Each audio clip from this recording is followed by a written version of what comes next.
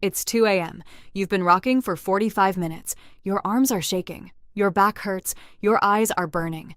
And the actual second, you try to put them down. Their eyes fly open like you just dropped them into ice water. And you think, what am I doing wrong? Nothing. You're doing nothing wrong. But you're probably misunderstanding what your baby actually needs to fall asleep. And that misunderstanding is the reason you're standing in a dark room at 2 a.m. wondering if you'll ever sleep again. Because here's the thing, nobody tells you in the baby books, and the sleep training programs, and the well-meaning advice from everyone who's ever had a child. Your baby doesn't fight sleep because they're being difficult. They fight sleep because sleep is terrifying. And until you understand why, nothing you try is going to work the way you want it to. Let me explain. Think about what sleep actually requires. Not from your perspective, from theirs. Sleep means letting go of consciousness, letting go of control, letting go of the only thing that makes them feel safe. Your face, your voice, your warmth, the knowledge that you're right there. For an adult, falling asleep is routine. Boring even. You've done it thousands of times. You know the world will still be there when you wake up. You know the people you love will still be there. You have decades of evidence that sleep is safe. Your baby has none of that. Every single time they fall asleep, they're taking it on faith that everything will be the same when they open their eyes. That's not a small ask. That's an enormous act of trust from someone who's only been alive for a few months. When your baby fights sleep, they're not being difficult. They're asking a question, will you still be here when I wake up? And everything they need to fall asleep is really just different ways of answering that question. Let's start with the one every parent argues about. The pacifier. Some parents swear by it. Some parents refuse to use one. Some parents are terrified their baby will still need it at age 5. The opinions are loud and everybody has one. But here's what the pacifier actually is. Psychologically, it's a self-regulation tool. When your baby sucks on a pacifier, it activates the vagus nerve, the major nerve that runs from the brain to the gut and controls the body's calm-down response. Sucking is one of the most primitive and powerful self-soothing behaviors humans have. It lowers heart rate. It reduces cortisol. It tells the nervous system, stand down. Your baby doesn't love the pacifier because they're addicted to it. They love it because it's the closest thing they have to a calm down button they can operate themselves. The problem isn't the pacifier. The problem is when the pacifier becomes the only way the nervous system knows how to downshift. If a baby never experiences falling asleep without it, their brain doesn't build alternative pathways for self-regulation. The pacifier becomes the single bridge between awake and asleep, and when it falls out at 3 a.m., the bridge collapses and you're fishing around in the dark, trying to find it while everyone cries. The goal isn't to eliminate the pacifier. It's to make sure it's one tool among many, not the only one. And that means understanding what else your baby's nervous system needs to make the transition from awake to asleep. The biggest one is the hardest one to hear, especially at 2 a.m. when you're running on nothing. Your baby needs your regulated nervous system more than anything else. Babies can't self-regulate. That's not a failure. That's biology. The parts of the brain responsible for emotional regulation, the prefrontal cortex, the anterior cingulate, are barely functional in the first year. They won't be fully developed until your child is in their mid-20s. No, that's not a typo. So how does a baby calm down? How does their nervous system shift from alert to rest? They borrow yours. This is called co-regulation. Your baby's nervous system syncs with your nervous system. Your heart rate influences theirs. Your breathing pattern influences theirs. Your muscle tension, your vocal tone, your emotional state. All of it is being read by your baby's brain and used as a template for what to do. When you're calm, their system reads that as safe to let go. The muscles soften, the breathing slows, the grip on your shirt loosens. When you're tense, even if you're faking calm, even if your voice is soft but your jaw is clenched and your shoulders are up by your ears, their system reads that as something's wrong. Stay alert. Don't let go. This is why rocking works better when you're actually relaxed versus when you're seething with frustration and just going through the motions.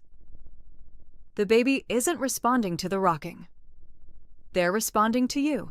The rocking only works if the person doing it has actually downshifted their own nervous system first. I know, that's brutal to hear at 2 a.m. Just be calm feels like telling a drowning person to just breathe. But understanding the mechanism is important because it explains why the same bedtime routine works beautifully some nights and fails completely on others. It's usually not about what you're doing differently. It's about where your nervous system is when you're doing it. The nights it works, you were calm, maybe tired, but settled. Your body was soft. Your breathing was slow. Your baby system read yours and followed it down. The nights it doesn't, you were wired, frustrated, counting the minutes, dreading the inevitable crying. Your body was tense. Your baby system read yours and stayed on high alert. Same routine, same rocking, same lullaby, completely different outcome, because the routine was never the thing. You were the thing. Now, let's talk about what your baby's brain is actually doing during the transition to sleep. There's a phase that most parents misread completely. It happens right before your baby falls asleep, and it looks like they're waking up. Their eyes might flutter open. They might jerk or startle. They might make a small sound or shift their body. And most parents interpret this as, they're waking up. Start the whole process over. Rock harder. Shush louder.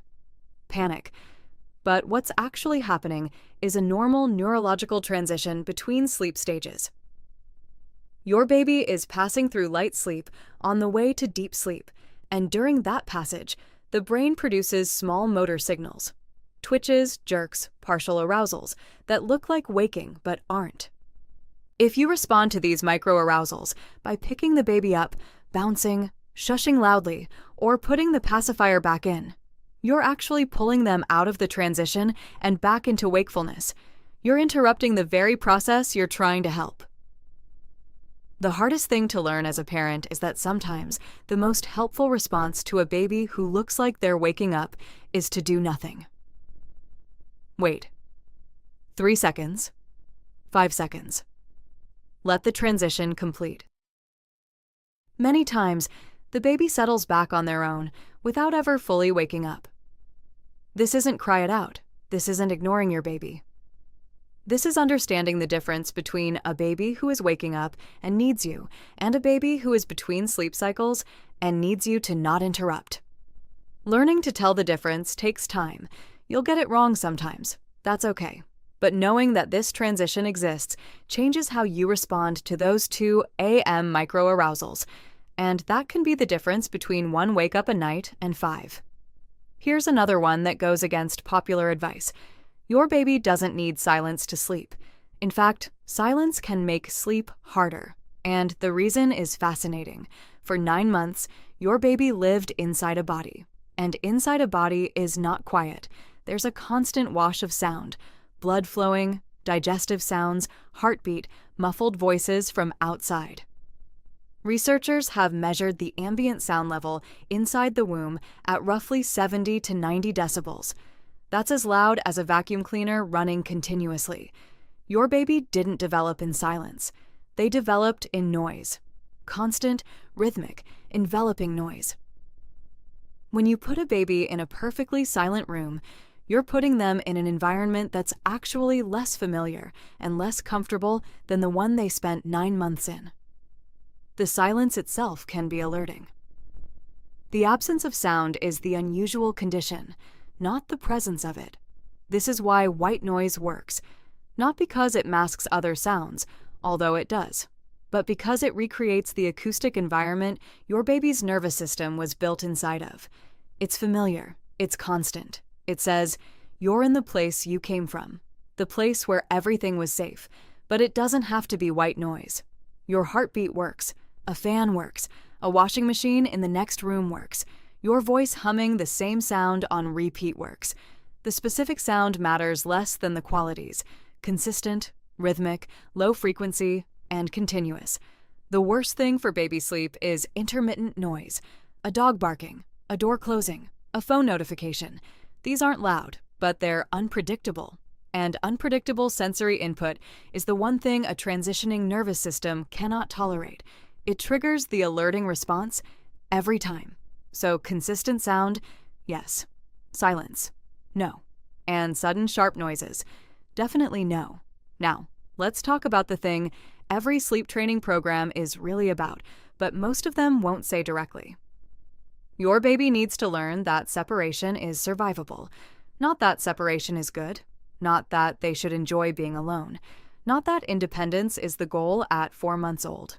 Just that being put down, being in the crib, having you step 3 feet away, is not a catastrophe. That you leaving their line of sight does not mean you've ceased to exist. That the darkness is not dangerous. That the quiet is not abandonment. This is a developmental process, not a training exercise. Object permanence, the understanding that things still exist when you can't see them, develops gradually between about 4 and 8 months. Before that, when you leave the room, you are literally gone from your baby's world. Not hiding. Gone. So when a 3-month-old screams the instant you put them down, they're not being manipulative. They're experiencing what feels like the complete disappearance of the only person keeping them alive. That's a rational response, given what their brain is capable of understanding at that age. As object permanence develops, your baby gradually learns that you continue to exist when they can't see you. That leaving is different from vanishing. That the crib is a place you put them, not a place you abandon them. This learning doesn't happen through training. It happens through experience, through hundreds of repetitions of you leave, you come back, you leave, you come back, you leave, you come back. Every single time you return, you're teaching their brain that separation is temporary. The babies who sleep most easily are not the ones who were trained the hardest. They're the ones whose brains have had enough positive experiences of separation and return that they've internalized the lesson. She always comes back. That trust can't be installed through a method. It's built through a relationship, over time, through consistency. Not perfection, just consistency. One more thing, and this is the one I wish someone had told me. There is no right way to get your baby to sleep. There is only the way that works for your baby and doesn't destroy you in the process. Some babies sleep best being held. Some sleep best in a crib. Some need motion. Some need stillness. Some need a pacifier. Some need your voice. Some need white noise. Some need silence after all, despite everything I just said about it. Your baby is not a textbook baby. They're a specific baby, with a specific nervous system and specific preferences that you can only learn through trial, error, and paying attention. The sleep training industry wants you to believe there's a method that works for all babies if you just follow it correctly. That's a product being sold to desperate people. It's not science. The science says responsive, consistent caregiving produces babies who sleep better over time, not because of the method, because of the relationship. Your baby will sleep. I know it doesn't feel like it right now. I know 2 a.m. feels like it will never end. I know you've Googled, when do babies sleep through the night? So many times your phone auto-completes it. But they will sleep. Not because you found the right trick. Because their brain is developing. Because their nervous system is maturing. Because every night you show up, exhausted, frustrated, barely functioning, you're teaching them the one thing that makes sleep possible. That you're there, that you'll always be there, that it's safe to let go.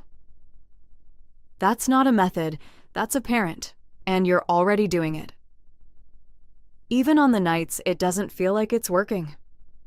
Especially on those nights. If this changed how you think about your baby's sleep, subscribe. There's a lot more happening inside that little mind between sunset and sunrise than anyone told you. And understanding it makes the hard nights a little easier to survive.